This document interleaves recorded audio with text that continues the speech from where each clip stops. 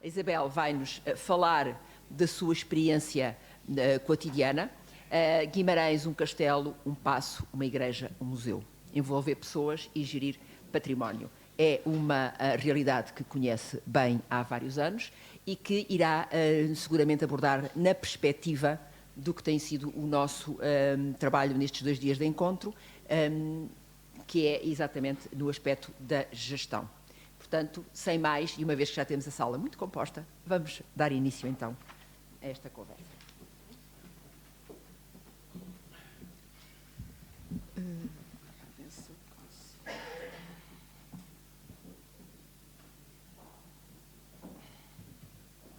Vou pedir, é melhor.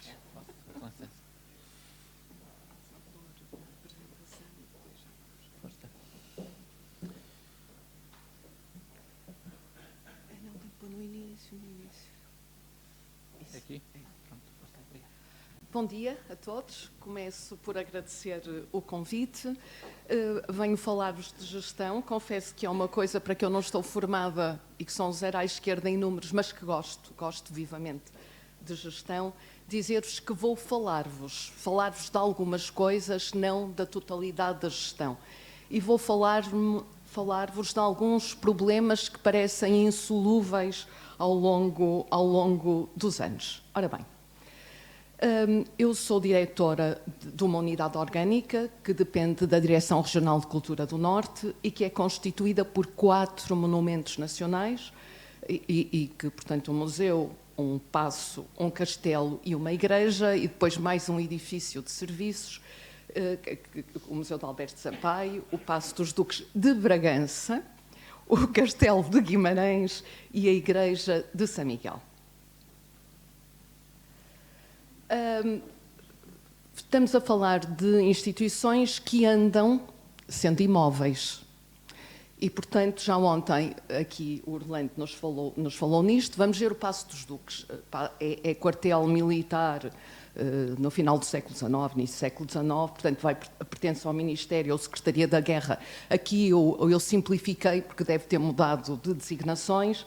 Depois passa para o Ministério da Instrução Pública, Ministério da Educação Nacional, Ministério das Finanças, Ministério ou Secretaria de Estado da Cultura e enquanto Ministério da Cultura passa pelo IPPC, pelo IPAR, pelo IMC, salta ao IPM e pertence à ADRCN atualmente. Sempre Ministério da Cultura, mas nestas andanças gerais.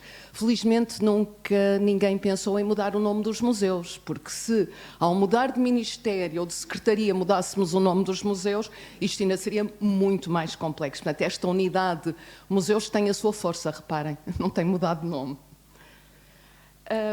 De que é que falamos também? Temos que falar de visitantes, de número de visitantes. Portanto, é com orgulho que eu digo, e o trabalho não é meu, é de Guimarães ser património cultural da humanidade, ter sido capital europeia da cultura, mas nós somos, quer o Castelo de Guimarães, quer o Paço dos Duques, o equipamento cultural dependente do Ministério da Cultura mais visitado, tirando Lisboa. Ok? Portanto, somos mais do que o Convento de Cristo e do que o Mosteiro da Batalha.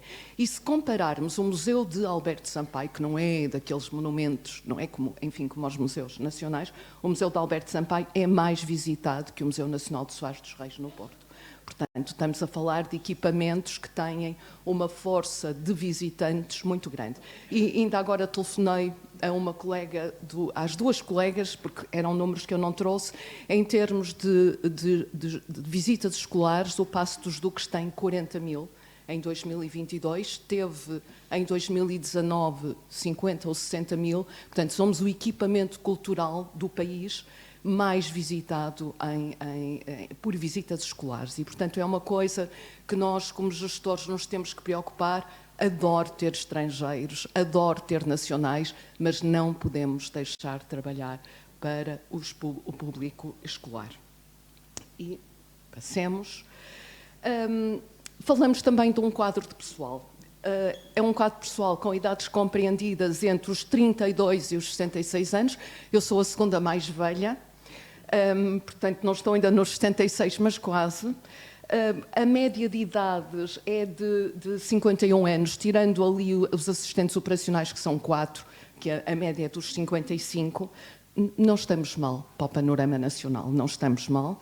E não estamos mal no quadro de pessoal. Se repararem, temos 10 técnicos superiores, num total de 30, 8 são externos, não é? Portanto, não estamos nada mal. Isto deve-se a uma política da Direção Regional de Cultura do Norte, temos que dizer. Tínhamos 6 assistentes técnicos licenciados que passaram para técnicos superiores e que são os responsáveis neste momento pela gestão, 5, pela gestão das coleções e pelo serviço educativo, portanto, não estamos mal. Eu vou-vos dizer aqui algumas coisas que estão muito mal, mas esta não estamos nada mal. Depois, aqui o que está mal há muitos anos. Falamos muito das assimetrias regionais, na necessidade de melhorar, da regionalização, desconcentração, descentralização, o que vocês quiserem. Mas a verdade é que eu, como diretora desta unidade enorme, sou chefe de divisão. E enquanto que os museus nacionais são diretores de serviço. Isto é de uma injustiça total que eu reclamo desde o tempo da Raquel Henriques da Silva. Passei pelo Manel, sem conseguirmos mudar isto. Portanto, isto é inadmissível, mas é verdade. E não estou a defender, eu vou para a reforma no próximo ano. Estou a defender mesmo uma coisa que é uma injustiça total. Falamos também de outra... eu chorei, posso-vos dizer que este mês de janeiro chorei na Câmara de Guimarães, porque sempre me preocupou, ao longo destes anos todos, a inclusão. E estamos a falar de inclusão de pessoas portadoras de deficiência. Nós temos, pago pela Câmara e pago pela Direção Regional e pelo Instituto de Emprego e Formação Profissional, 3 pessoas portadoras de deficiência. Uma delas mais de 60%, as outras 2 não. Isto é um trabalho que temos feito consistente há muitos anos com o Instituto de Emprego e Formação Profissional e com a CERCIGI. Pois, apesar de haver documentos como este, que vos mostro, que é um documento fantástico, de várias páginas, muito bem escrito, e que fala na inclusão e diz, que é um documento do Ministério da Cultura, portanto, da GPC e da IRCs, que diz a acessibilidade e a inclusão de todas as pessoas nos museus, monumentos e palácios, sejam em contexto de trabalho ou de fruição. E o que é que nós vemos? Nós vemos, e temos aqui um decreto-lei, de 2019, que podem candidatar-se a apoios financeiros à formação profissional de pessoas coletivas de direito privado e tal, para este fim, de pessoas portadoras de deficiência, aqueles que não façam parte da administração direta do Estado. Ou seja, a DGPC e a DRCN, que têm um documento fantástico sobre como se deve proceder com a inclusão, não permite que as pessoas se candidatem. Isto é de uma injustiça total. Eu vou ter que mandar. Estas pessoas provavelmente não vão poder continuar muito mais tempo, porque não temos forma de as meter. Portanto, a inclusão não é só nós fazermos coisas muito engraçadas nos nossos museus, fazermos parcerias, levarmos... Que o fazemos, não é? Vocês veem ali. Mas não é só isto, é de facto incluir estas pessoas no mercado de trabalho. São pessoas extremamente válidas, com problemas, alguns complicados, que eu ao longo destes anos todos tenho trabalhado, podia contar-vos aqui imensos casos, mas alguns não dão. Temos pessoas que estão 1 e 2 meses e, portanto, não dão. Há outros como estes que estão perfeitamente integrados e que não há forma de os meter. Portanto, isto é uma dor de alma muito grande. E dizer-vos que havia uma coisa muito boa que deixou de se fazer, que era a minha escola adota um museu, e nós temos aqui vários professores que se devem lembrar disso, que agora já não se faz, e nós trabalhamos na altura com a CERCIFAF e levamos a este concurso jovens portadores de deficiência mental. E não havia prémio para eles. E foi porque o museu Pelo segundo ano, candidatou estes jovens que passou a haver na minha escola Adota um Museu um prémio e ganhamos, e nós ganhamos. Posso dizer-vos que a minha filha estava nesse ano no concurso também pela escola e as minhas colegas diziam, não é eu queria lá saber da minha filha, eu queria que estes miúdos ganhassem, estes miúdos mereciam, e ganharam. Portanto, é importante olhar para isto, é muito importante. Não é só fazer documentos, referir ODS, aquelas coisas todas. É fazer com que se consiga integrar na administração direta do Estado este tipo de pessoas. E falemos de dinheiros. Dizer-vos que nós temos superávit, tirando ali os anos da pandemia. Eu acho que é muito importante nós termos consciência disso. E um museu não é importante por ter superávit, não é isso que eu quero dizer aqui, não é? Mas temos que nos preocupar que os nossos equipamentos possam ter dinheiro para aquilo que é importante. Portanto, em 2019, o total de receitas foi 1.675.000, por assim, e o total de despesas foi 1.216.000, portanto tivemos um superávit de 38%. Isto é bom, tanto quanto conseguimos saber os números e a equipa financeira, a escassa equipa financeira da Direção Regional de Cultura é um apoio fantástico para nós fazermos estas estatísticas. Em 2022 tivemos um superávit de 25%, ainda não recuperamos os números de antes de pandemia. E eu pus aqui uma imagem que é foguetes, reparem, foguetes. O que é que nós temos este ano que é uma coisa fantástica? A doutora Laura, que está aqui, não é para ela estar, mas isto é verdade pura e simples. Pela primeira vez temos um orçamento, com estas rubricas todas que eu tirei os códigos, porque para vocês e para mim pouco significa, mas temos um orçamento já livre de cativações, e é importante também que se perceba que as cativações do Estado dão dinheiro, e no mês a seguir 36% de cativação, ok? Mas este ano vou ter um orçamento, como dizem em cima, de 303.000 euros, o que é fabuloso. Quer eu, quer os meus colegas dos museus da Direção Regional de Cultura, pela primeira vez temos dinheiro para gastar no que nós sabemos, fizemos plano de atividades, portanto, Dr. Manuel Barrão Leiro, nem todos, há alguns que não têm orçamento. Na Direção Regional de Cultura, finalmente, com muita alegria nossa, temos orçamento e conseguimos saber em que gastar. A colega dizia, olhando para mim, que comigo não se preocupava, que é, não, mas gastem, não, porque senão perdemos, como disse o Dr. Manuel Barrão Leiro, não é? Mas gastem. Eu ainda não, porque tinha isto, mas daqui a 15 dias estou a ver onde é que eu vou gastar o mais rapidamente possível. Falamos também, porque também nos é dado, e isto é muito bom, quando com a gestão, com os colegas que estão na parte financeira, com a nossa diretora regional, conseguimos dialogar e falamos, e está aqui o Jorge Costa também, que é outro colega do Museu do Abade Vassão, falamos que até pode haver trocas, não é? Portanto, não é aquela coisa assim, e como o Dr. Manuel Barrão Leiro estava a dizer, se não é a exposição A, podemos fazer a exposição B, ou se este ano não fazemos não sei o quê. Portanto, este diálogo é fundamental. Falamos de pessoas, não sei se repararam, foi por onde eu comecei, porque as pessoas são o mais importante, seja no que for, em qualquer organização. Falamos de estatística, falamos de dinheiros e falamos de edifícios. Os edifícios estão, como podem ver, com água, a meter água por todo o lado. Foi muito engraçado que a doutora Laura mandou-nos uma coisa, que de Lisboa tinham pedido a água de inundações. E eu a pensar, deviam perguntar da água que cai de cima, mas em Lisboa foi só inundações, não é? Nós não. Nós temos por cima, mas não nos perguntaram. Mas está assim, as coisas estão desta forma. Estamos a falar do Paço dos Duques. Castelo de Guimarães teve uma obra, estas fantásticas fotografias do Castelo de Guimarães, não é? Este símbolo nacional, onde se diz que nasceu Afonso Henriques, mas não deve ter nascido. Precisa de requalificação e vai ser feita. A Igreja de São Miguel precisa de ser dignificada, porque se associa àquela igreja o batismo de Afonso Henriques. Não foi lá batizada, a igreja surgiu depois, mas nós temos de dizer que são mitos, mas não devemos deixar de falar nos mitos, não é? Portanto, esta igreja precisa de ser dignificada. Precisamos de resolver os problemas de acessibilidade no Museu de Alberto Sampaio, que são complicados, como podem ver. E temos PRR? Temos. E é bom, é muito bom. 2.300.000. Mas agora, vamos comparar, ok? Portanto, o total para a cultura do PRR é de...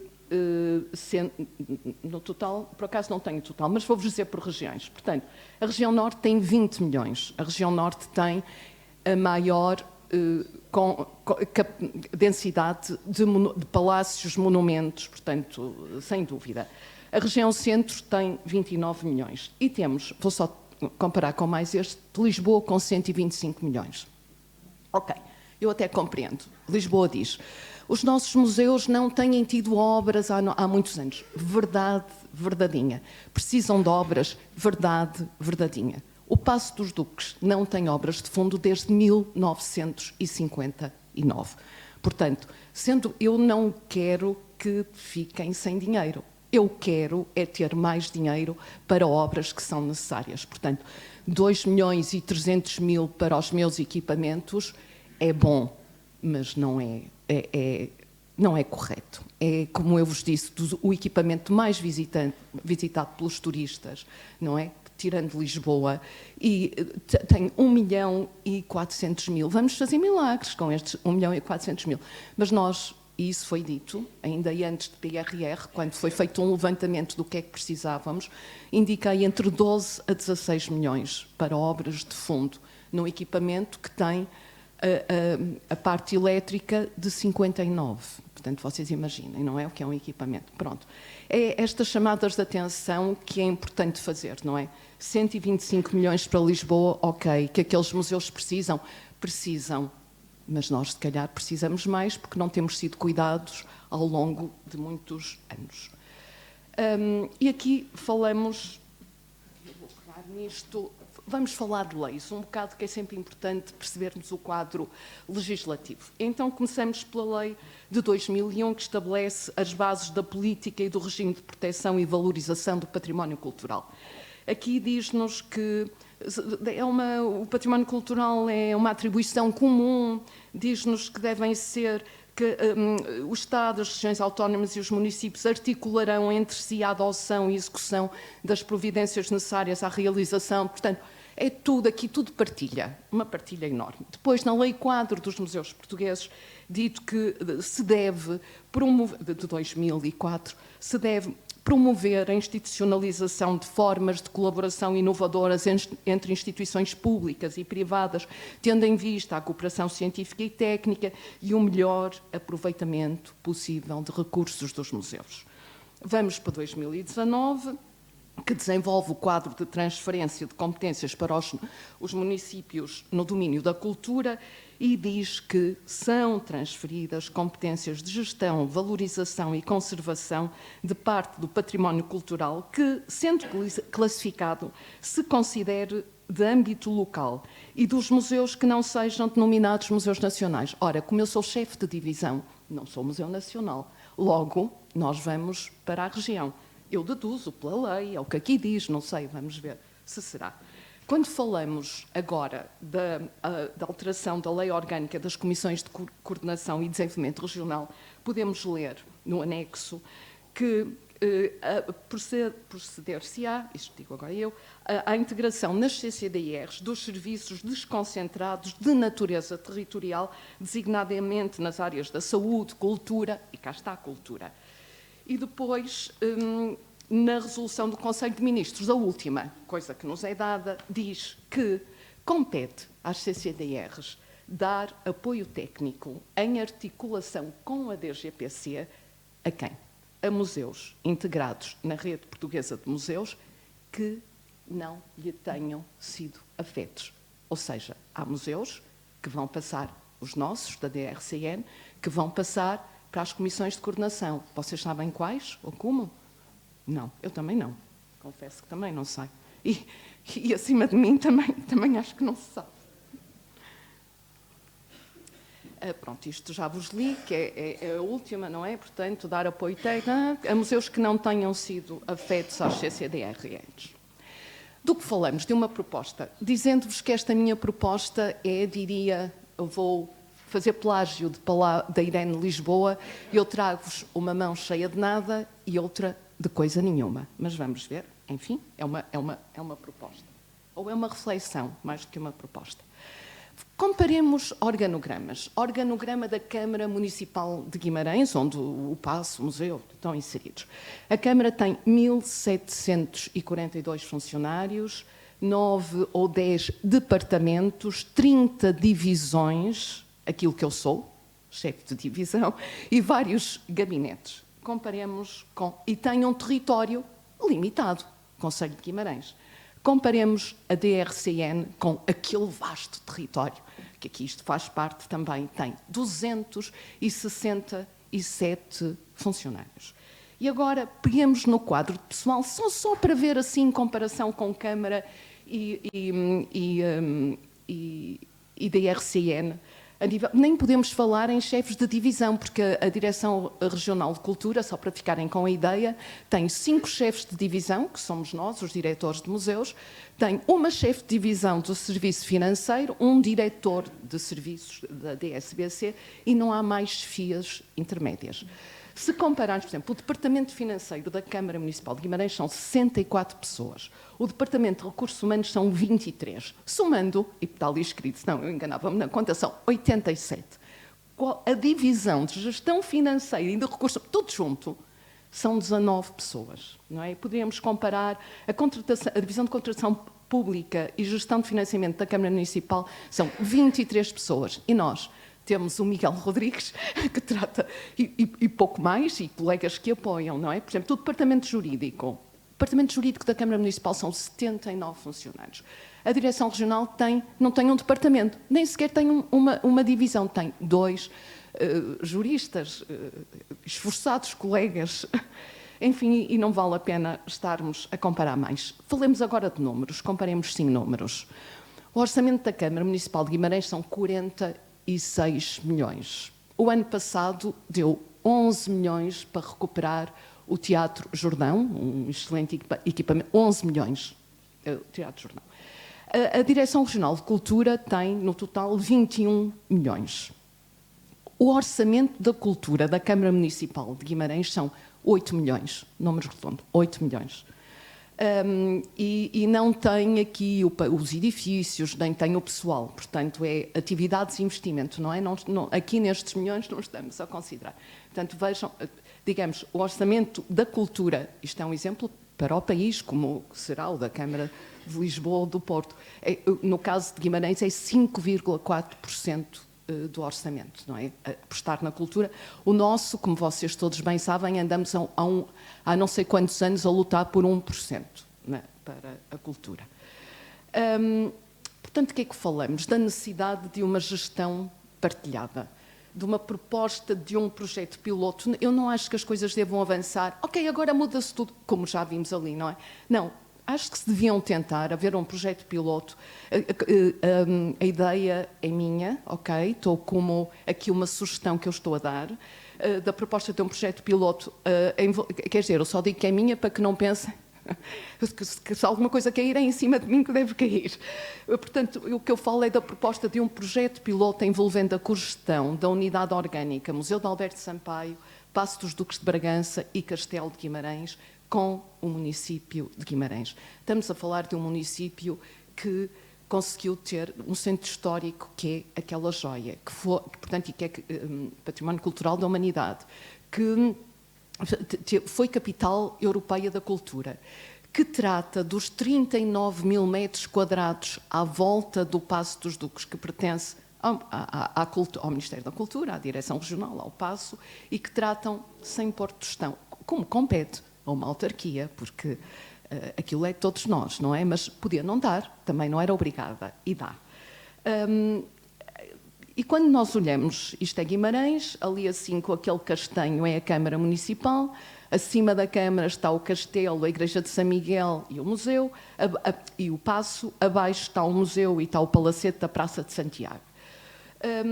Portanto, o que é que nós falamos? Falamos de proximidade, de custos partilhados, de eficiência e eficácia na administração pública. Falamos, voltando à Lei Quadro dos Museus Portugueses, de promover a institucionalização de formas de colaboração inovadoras entre instituições públicas e privadas, tendo em vista a cooperação científica e técnica e o melhor aproveitamento possível de recursos dos museus.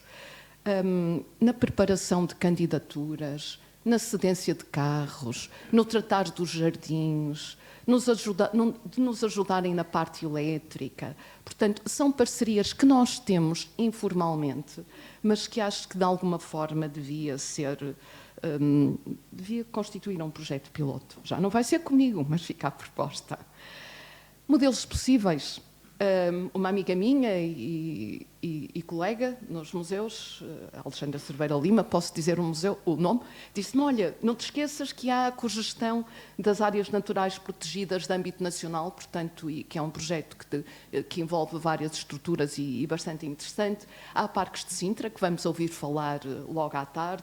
Há um modelo de Arouca, e podia ter posto EGEAC, Manel. Podia, de facto, mas o Manel falou antes de mim. Portanto, concluindo, e a Maria Josina não mostrou o cartão vermelho, de que é que nós falamos? Falamos de pessoas, falamos de edifícios e falamos de gestão.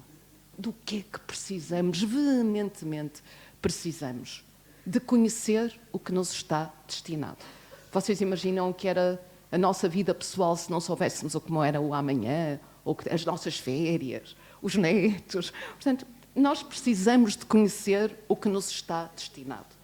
Nós precisamos de diálogo participativo sobre o que está para vir. Não parece que vá haver, mas enfim. Nós precisamos de não ter medo de experimentar novas formas de gestão. Nós precisamos de melhor gestão do serviço público, porque eu, com orgulho, sou servidora do Estado, que é o termo correto. Portanto, com muito orgulho, estou no Estado, mas precisamos de ter melhor gestão de serviço público, de melhores instrumentos de gestão, precisamos de maior e melhor cooperação entre os organismos do Estado, porque palavras leva-as o vento e, portanto, de palavras estamos nós cheios. Passemos à ação, é urgente passar à ação. Precisamos de um projeto piloto, já vos falei, de gestão entre a Unidade Orgânica, Museu, Paço, Castelo e Município de Guimarães. Precisamos de resiliência, que é uma palavra muito atual, ok, utilizemos-la. Precisamos de resiliência e precisamos sempre de uma grande dose de otimismo, porque aguentar isto tudo só mesmo com muito otimismo. E, portanto, foi desta forma que vos falei um pouco da minha experiência de gestão.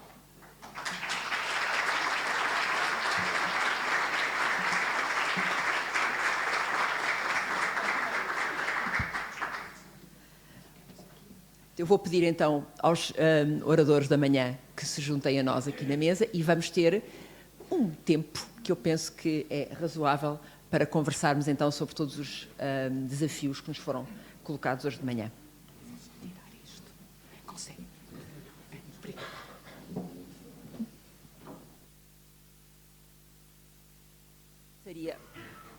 Está a funcionar? Está. E eu começaria por, naturalmente, realçar, por um lado, a diversidade das perspectivas que aqui nos foram trazidas e que espero que sejam devidamente aproveitadas para o debate que vamos ter agora de seguida.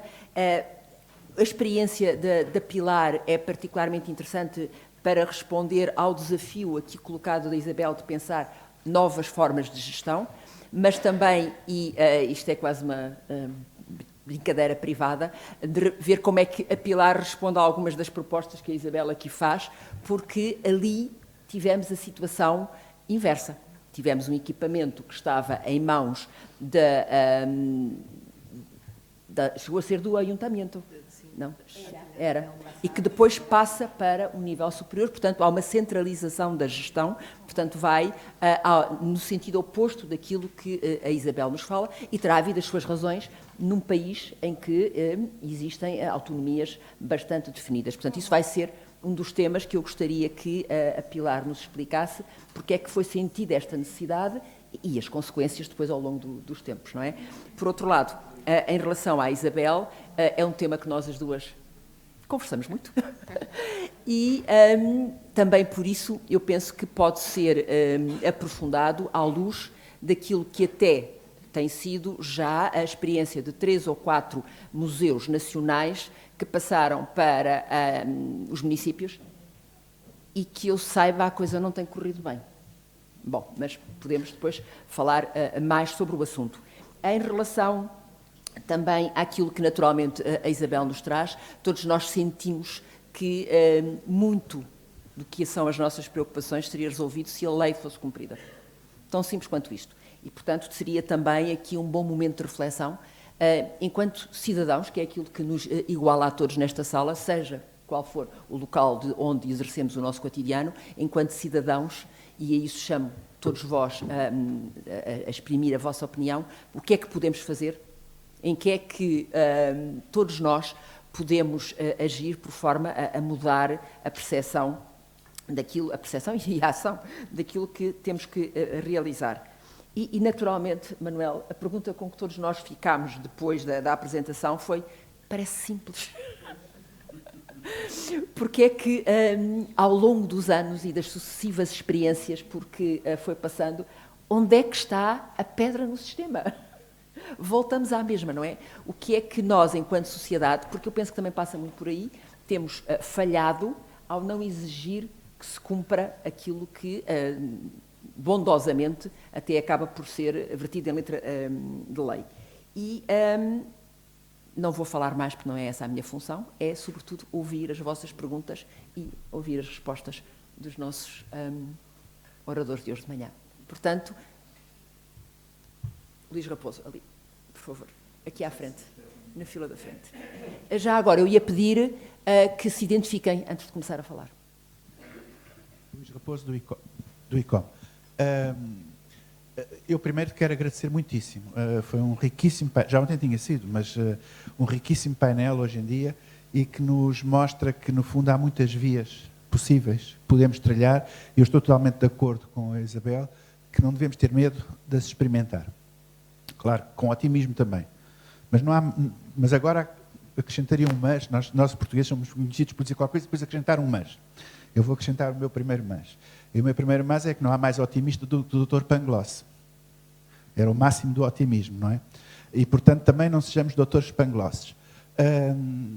O que eu quero dizer, o que é que eu queria comentar? Tivemos experiências muito ricas. A de Altamira, desde logo, é um caso limite, absolutamente limite, em que o bem original é proibido de fruir e que nós temos que aceitar como benigna essa opção, em nome da conservação do bem. Mas haverá muitos casos, muito poucos casos, raríssimos casos destes, no mundo. Porque o principal fator para mim, os dois principais fatores para mim, de aferir a qualidade da gestão de um bem patrimonial são a fruição cidadã, o que quer dizer, acima de tudo, em primeira linha, pelos nacionais do país onde estiver e, em geral, depois pelas pessoas que se interessam por o bem, não à maneira do japonês, que tira fotografias para depois ver que não regressa a casa, mas da aprendizagem. E todos somos turistas, portanto, eu sou muito humilde quanto ao turismo, eu também sou turista.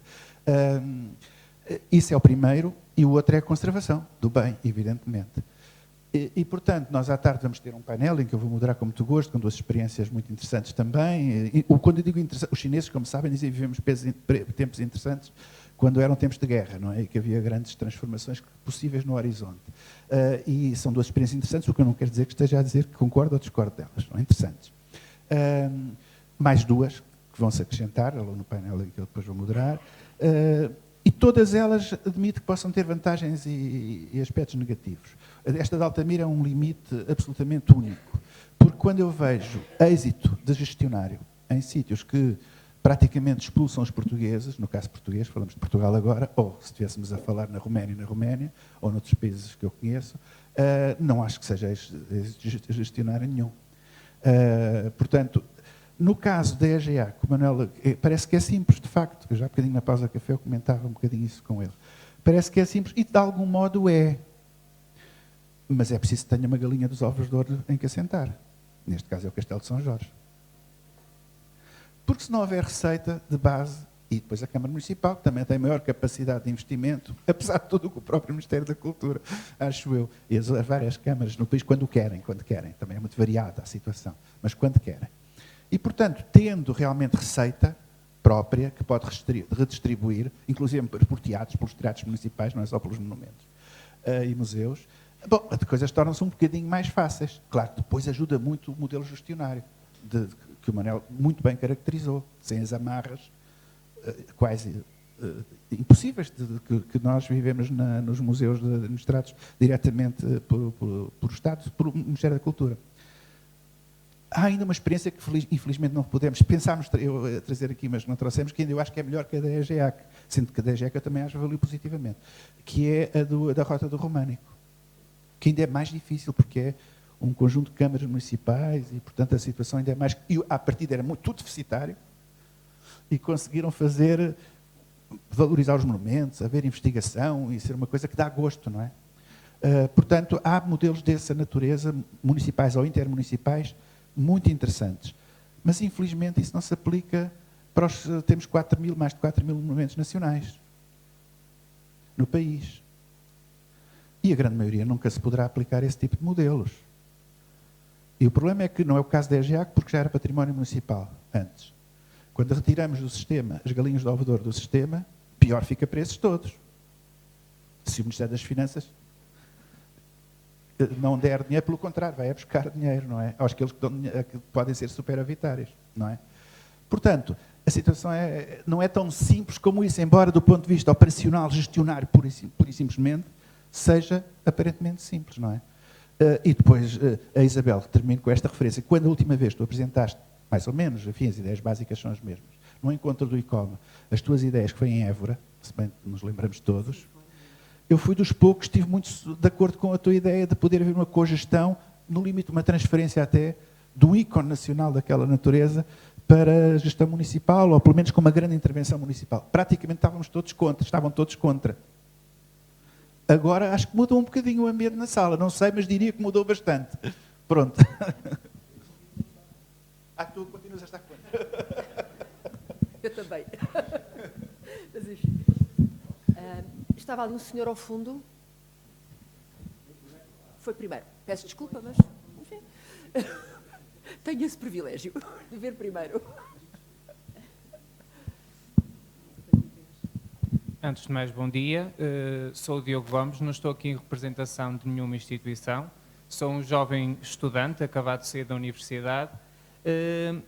Ouvi, já ontem e hoje falámos muito da gestão dos monumentos, de pessoas, que hoje voltamos a falar, a doutora Isabel falou novamente de pessoas. A minha pergunta vai, não propriamente para a Isabel, que falou aqui de pessoas, de inclusão e também de leis, e falou ali do quadro das pessoas que vão, se não me engano, dos 32 aos 66 anos. E a minha pergunta vai talvez para a mesa, mas também para as pessoas que aqui estão sentadas.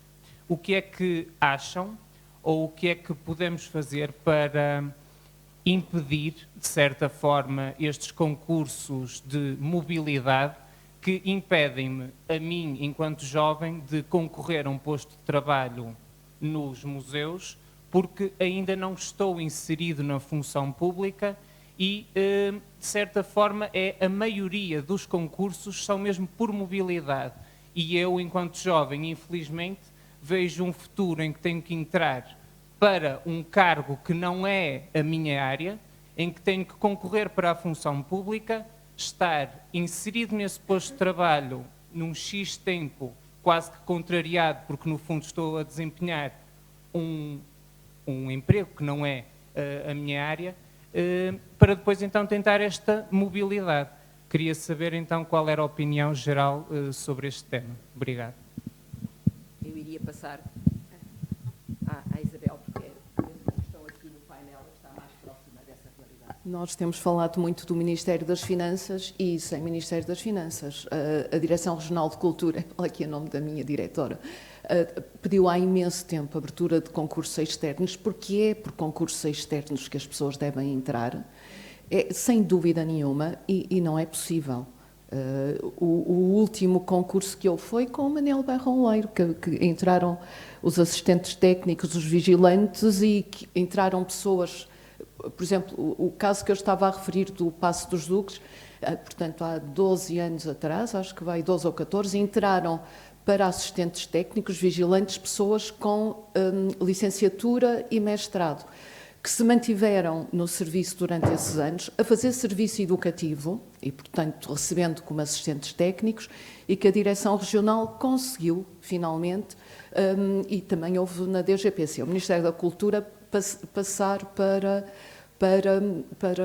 técnicos superiores e ficarem com gestão de coleções e serviço educativo. Mas o melhor era a abertura de concursos externos, porque o que sucede, e não vamos enterrar a cabeça na areia, é que as pessoas estão a concorrer, e passaram já pelo museu várias pessoas assim, estão a concorrer para as autarquias, entram, nem que seja como operacionais, aproveitam a abertura de um concurso para assistente, passam a assistentes, e depois aproximam-se dos museus e de outras estruturas para entrar. Portanto, a porta da entrada, eu lamento dizê-lo, não é? Não, porque isto não devia ser, mas a porta de entrada, neste momento, é ir via as autarquias e ter acesso depois aos concursos por mobilidade. É pena, mas é verdade. E, de facto, isso não nos permite um concurso escolher quem de melhor há para o que nós queremos, não é? Ora, eu iria só, já agora, porque eu penso que o Manuel Barrão Lar também poderia dar um contributo a este tema, porque uma vez que esteve confrontado com este tipo de situação durante vários anos, também partilhar-nos a sua opinião sobre o tema. Eu partilho inteiramente da opinião da Isabel e da opinião de quem fez a pergunta, isto é, os concursos devem ser externos, obviamente. Os serviços do Ministério da Cultura e da DGPC, e creio que das direções regionais, têm vindo a contar cada vez mais com pessoas que se vão aposentando e não são substituídas. Portanto, o déficit de pessoas nos museus, nos monumentos, nos vários serviços, vai aumentando. A mobilidade é um caminho de desespero, de alguma forma. Isto é, como não é possível, porque, novamente, o Ministério das Finanças não autoriza a abertura de concursos, tenta-se o único caminho que é possível, que é o da mobilidade. E entramos no absurdo, que é vários serviços do Estado andarem a competir pelas pessoas entre si, portanto, sabendo à partida que se tira de um lado para ir para o outro, haverá um outro serviço que fica desfalcado de pessoas. Portanto, não é uma boa solução.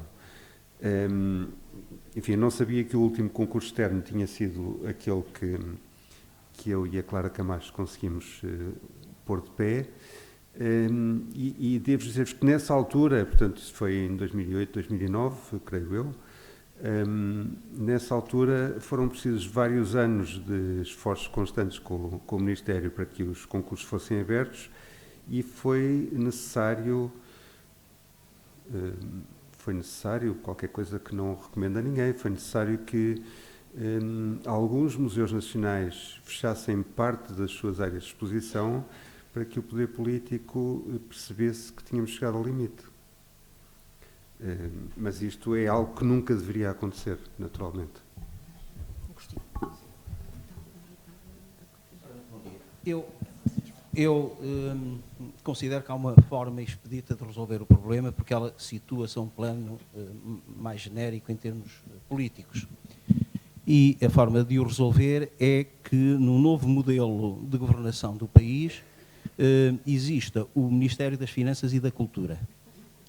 E eu penso que, a partir desse momento, teremos um Ministro das Finanças mais sensibilizado para as coisas da cultura. Porque, normalmente, no ordenamento programático de todos os governos desde o 25 de Abril, o que tem acontecido é que a parte cultural é sempre prioritária na orgânica programática que cada governo tem vindo a desenvolver e depois, na prática, é sempre a última, que em termos financeiros tem essa possibilidade, digamos assim, de exercer ou exercitar operativamente o que programa. Eu queria agradecer à Pilar, ao Manuel e à Isabel estas magníficas intervenções. Enfim, em Altamira ficamos a saber como é que um processo, que é um processo complexo, difícil, moroso e que é construído ao longo de uma grande resistência temporal, que faz com que depois possamos chegar ao nível da excelência. Isto também nos levanta a nós um problema que eu também considero grave, que é o da própria estabilidade ao nível das FIAs e das direções intermédias, no âmbito das direções de museus e de monumentos, porque, de facto, parece-me que o tempo é curto, o tempo de gestão é curto, com estas, enfim, renovações ou não sucessivas, não permitem criar, enfim, programas com uma densidade temporal de exercício e de desenvolvimento correto de cada um dos projetos que cada diretor ou cada candidato a diretor possa colocar. E, portanto, se calhar, em vez dos 3 anos de mandato, 5 anos no mínimo, poderia ser, digamos assim, aquilo que supostamente daria maior consistência ao desenvolvimento dos projetos. Depois dizer outro aspecto, que é uma questão que gostaria, eu não é tanto pergunta, é mais considerações, porque eu estou completamente de acordo com o que o Manel Loureiro referiu na sua intervenção, partilhamos as mesmas ideias desse ponto de vista, e com a Isabel também, ainda que haja formas diferentes de encarar a situação. A Isabel colocou aqui muito bem os paralelismos, quer do ponto de vista financeiro, e aquilo que é alocado, quer pelas autarquias, quer pelo Governo. Eu penso, no entanto, que a solução para a questão é de fazermos pressão para que o Estado aumente as suas comparticipações, no sentido de assumir as suas responsabilidades em paralelo com aquilo que acontece nas autarquias, e lembro aqui que é um desiderato constitucional a gestão e valorização do nosso património. Quando falamos no Estado, evidentemente estamos a falar na administração central e também local, porque as autarquias também são o Estado. O que não parece, digamos assim, mais curial do ponto de vista dos princípios é que o monumento nacional, que por definição é uma entidade que tem esse valor simbólico de projeção e de importância nacional, seja, por exemplo, gerido pela autarquia. Porque um monumento nacional, como é o caso, por exemplo, do Mosteiro da Arouca, nunca deixa de ser um monumento municipal. Ou seja, a autarquia nunca deixará de ter o seu empenho, a sua envolvência, a sua participação no desenvolvimento de tudo o que diz respeito a esse monumento. Já ao contrário, não é tão verdadeiro. O que significa também, e aqui vou puxar a brasa à minha sardinha, o que significa também que este modelo que nós estamos a ensaiar para o Mosteiro de Arouca, penso que pode vir a corresponder, é um ensaio, estamos a 1 ano de experiência, temos aqui a nossa diretora regional, a doutora Laura Castro, que tem acompanhado e acarinhado muito todo este projeto, e é um modelo virtuoso no sentido que o Estado não se demite da sua responsabilidade. Ou seja, não transfere, pura e simplesmente, como tem acontecido noutros casos, a responsabilidade gestionária para uma outra entidade, mesmo que seja uma autarquia. Não, partilha. Partilha. E partilha com a Câmara Municipal, integra um modelo que é, de alguma forma, neste contexto inovador, integra também a Real Irmandade, mas aqui no caso do modelo da Arouca e do Mosteiro da Arouca, por razões específicas que historicamente poderão ser depois aprofundadas, e partilhamos então uma gestão. O Estado, como disse e sublinho, porque é muito importante, não se demite, porque não transfere do CUR, pura e simplesmente, as suas responsabilidades, e a autarquia assume ainda maior protagonismo, como é desejo natural de uma autarquia fazê-lo num monumento como este. É fácil o caminho? Não é. Não é. Temos que partilhar, temos que conversar muito, para até chegar a algumas conclusões, é preciso, enfim, ganharmos tempo com o tempo que se despende no encontro das melhores soluções. Mas é um bom caminho. Sobretudo, é um bom caminho, no meu entender, por ser um caminho virtuoso do ponto de vista dos princípios. Que é a mesma coisa que dizermos assim, falando, por exemplo, não em mosteiros, mas em museus. Como é que o Estado define uma política museológica nacional se depois põe a gestão dos seus museus nas autarquias que dependem da sensibilidade, do querer, da maior ou menor forma como investe na área, no capítulo do património e da cultura, e no caso dos museus. E temos exemplos excelentes e temos exemplos muito maus. Porque a Maria de Jesus Monge disse há bocadinho, e bem, também é a minha percepção que eu tenho, os casos da transferência de competências do Estado para os museus, são os 2 ou 3, não têm dado, enfim, tão bons resultados como seria de esperar. E, sobretudo, o que nós não queremos é que entidades com acervos de importância e de características nacionais passem a ser, única e exclusivamente, o espaço para uma projeção de política local, de interesses meramente circunscritos e localizados.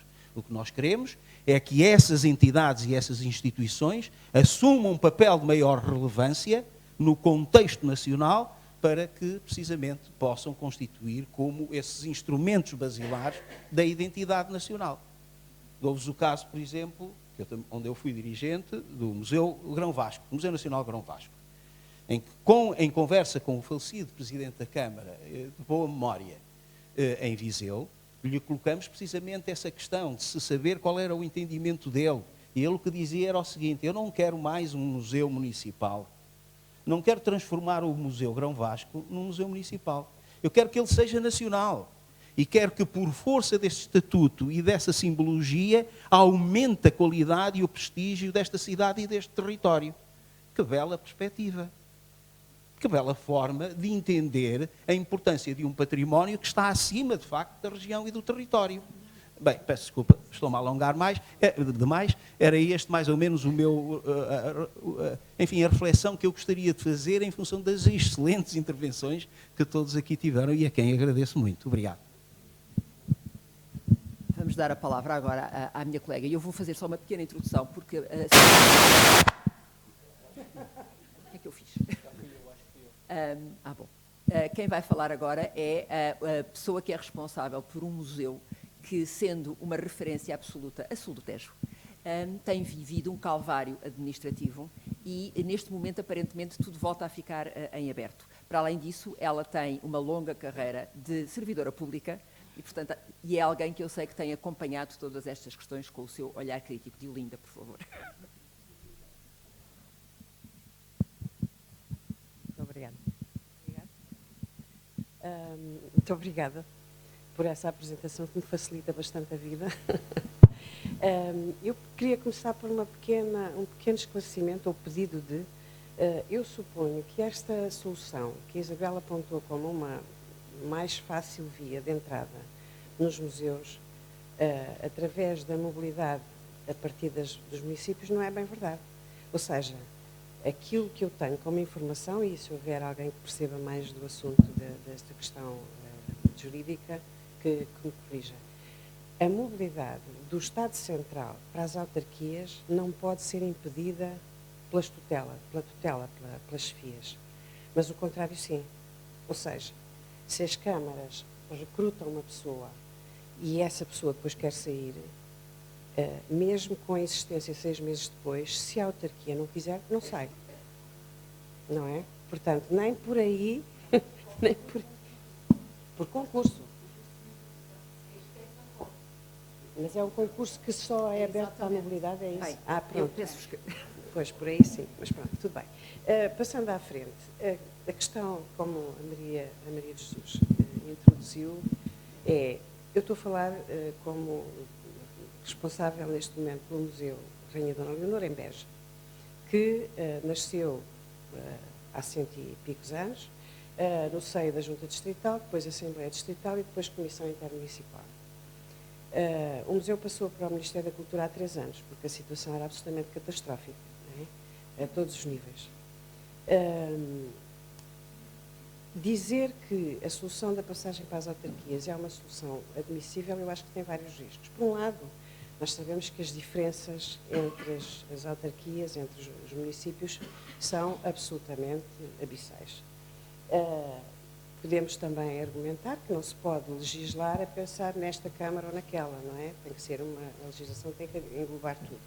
Mas também temos que considerar a realidade. E a realidade é que, se temos municípios em que, de facto, a cultura e o património não têm importância, mas têm legalidade democrática porque foram eleitos. foram eleitos por comunidades. Portanto, se calhar há aqui uma falta de informação, preocupação, enfim, há uma série de fatores que é preciso corrigir primeiro para depois esperar que as autarquias, quando são os responsáveis autárquicos municipais, são eleitos por uma comunidade que espera deles, de facto, uma preocupação e um investimento na cultura e no património. Não é verdade, em muitos casos. E, portanto, ainda temos a acrescentar a isso uma boa, desculpa por falta de melhor palavra, uma boa justificação dos municípios, que é, eles nem sequer têm uma estrutura orgânica aprovada legalmente que compreenda forma de, tanto quanto sei, de responder à Lei 4 dos museus. Porque não existe a figura legalmente instituída na estrutura orgânica dos municípios de diretor de museu. Existe, não é? Nem no Estado. Eu sou diretora de vários museus. Não, sim, mas não aí é diferente. É completamente diferente. Portanto, é muito fácil uma autarquia dizer agora este senhor é responsável por este museu, mas agora eu não gosto porque ele não quer fazer a exposição ou não tomar as opções que eu tenho e, portanto, mudo. Ou seja, há um vazio legal também nas estruturas autárquicas e a realidade é muito diferente da Câmara de Guimarães em muitíssimos sítios. É claro que a Câmara de Guimarães, penso eu, que também, e a comunidade, todo aquele território, também o facto de ter vindo com esse percurso todo até aqui, Capital da Cultura, a intervenção, tudo aquilo, tudo isso criou uma massa crítica naquela comunidade, nos eleitores daquela região, naquele espaço municipal, completamente diferente de outros sítios, não é? Em que aquilo que é apresentado são prioridades e valores muito, muito diferentes. Portanto, eu acho que é muito arriscado admitir a passagem sem mais condições para os municípios. E as comunidades intermunicipais são dos municípios, não é?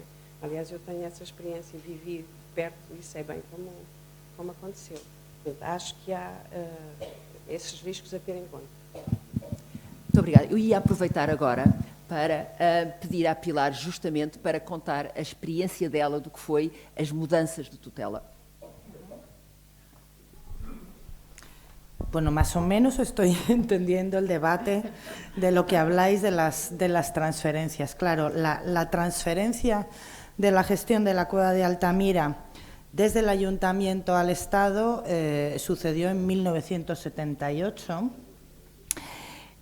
incluso antes de que Cantabria tuviera un estatuto de autonomía y, por lo tanto, recibiera las transferencias en cultura, las transferencias en materia de arqueología, etcétera, etcétera.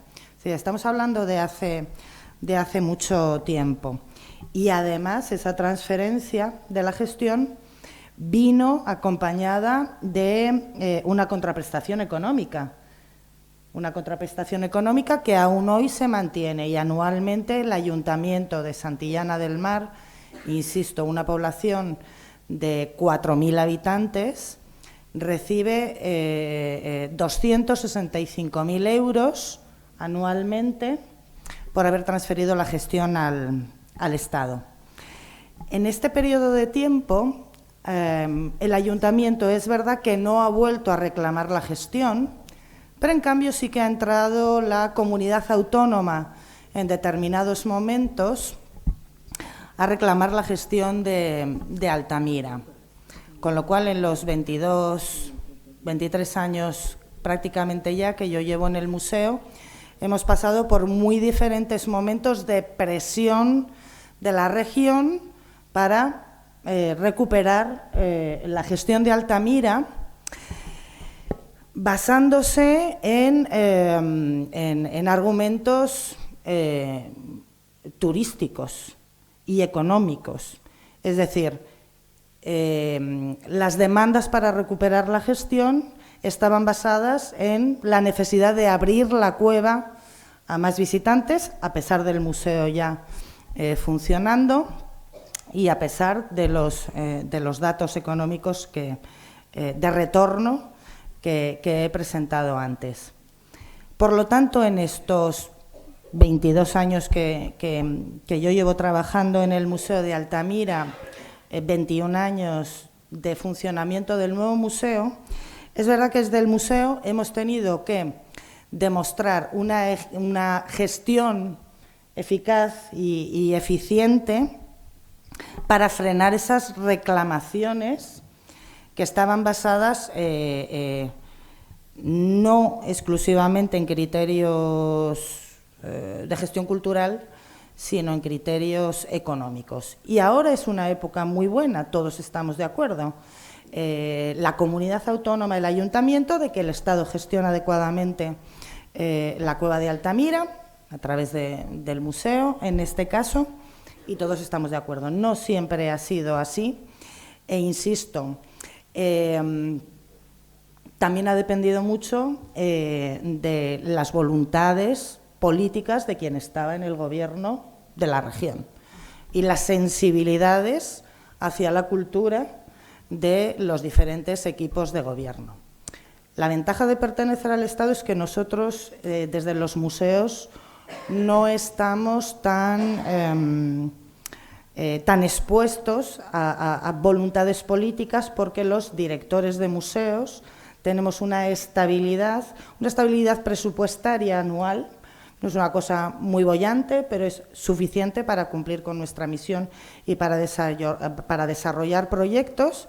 Y luego la confianza que desde museos, o sea, desde la dirección de museos, desde el Ministerio, la confianza que tenemos los directores de museos para desarrollar proyectos a largo plazo y, por lo tanto, no estar tan expuestos como se está, conforme vas descendiendo en el tamaño de la Administración, a las voluntades de los equipos políticos que lógicamente van cambiando. En el caso de España, pues cada 4 años, ¿no?, que es cuando nosotros tenemos elecciones. Entonces, en principio, ahora yo puedo contar este momento dulce, digamos, de colaboración entre las administraciones, en que ellos sean partícipes, no en sí mismo de la gestión, sino como órgano consultivo, sean informados y puedan tomar decisiones, es decir, todos los pasos que hemos ido tomando, por ejemplo, con el plan de conservación preventiva, bueno, siempre pasan por la previa consulta de ese patronato, donde está el ayuntamiento, donde está la comunidad autónoma y donde está el ministerio. Pero no ha sido un camino de rosas, es decir, no ha sido un camino de rosas y verdaderamente veremos en el futuro lo que sucede. Yo creo que, bueno, Isabel ha hecho una cosa estupenda, que es presentar cifras, ¿no? Nosotros también en el patronato presentamos cifras, y yo creo que cuando el ayuntamiento, las comunidades, la comunidad autónoma ven las cifras del coste de la gestión de Altamira, dicen qué bien que la tenga el Estado, nosotros lo lucimos, nos ponemos también la medalla, qué bien, pero este coste se lo queda el Estado. Entonces, es importante presentar cifras, que se sepa lo que implica la gestión de los sitios, y en este caso a nosotros nos ayuda a retener esa presión local o regional de recuperar la gestión. Bom, estou aqui com um dilema, porque tenho 5 minutos, 4 pessoas inscritas. Portanto, vou fazer uma maldade. Vou pedir aos 3 colegas aqui da frente, que estão inscritos, que guardem a vossa pergunta para a parte da tarde, está bem? Orlando, Joana e João, e vou dar a palavra ali àquele senhor que está ali ao fundo.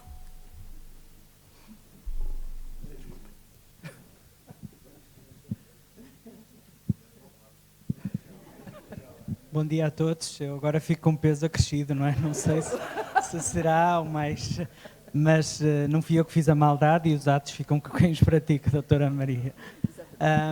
Muito bom dia a todos, agradecer este encontro tão proveitoso para todos e particularmente o painel, que ontem foi muito bom, mas hoje particularmente, pelo menos para mim, peço desculpa a quem esteve ontem, obviamente foi muito bom, mas hoje foi extremamente importante porque passamos para uma questão que eu acho que é fundamental, que é a prática. Uma prática esta tão envolvida naquilo que nós vivemos todos os dias. E quer a apresentação do Dr. Manuel, quer da doutora Isabel, eu tenho E desculpem que não comecei por apresentar-me, chamo Carlos Ferreira, sou técnico no município, peço desculpa. E tenho os 2 exemplos dentro do município no qual trabalho.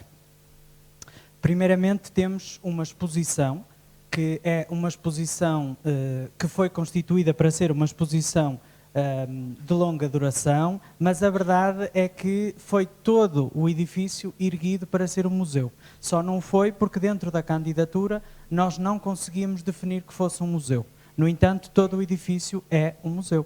Temos as reservas, temos o espaço de serviço educativo, temos todo esse espaço. E está afeto a quê? É do município, mas está dentro da gestão da empresa municipal, da Câmara Municipal. Ou seja, o fundo veio para a empresa municipal e por isso toda a gestão será dentro da Câmara Municipal. E, a meu ver, é uma ótima forma de se fazer a gestão daquele espaço por uma questão muito simples. Primeiro porque, em termos de direção e administração, essa dá contas, no fundo, à Câmara Municipal. Depois, há aqui uma coisa muito fácil que, infelizmente, nós não temos nos museus. E nós vamos ouvindo isso de experiência, e eu não tenho isso de experiência profissional, mas que vou ouvindo isso, que é a autonomia.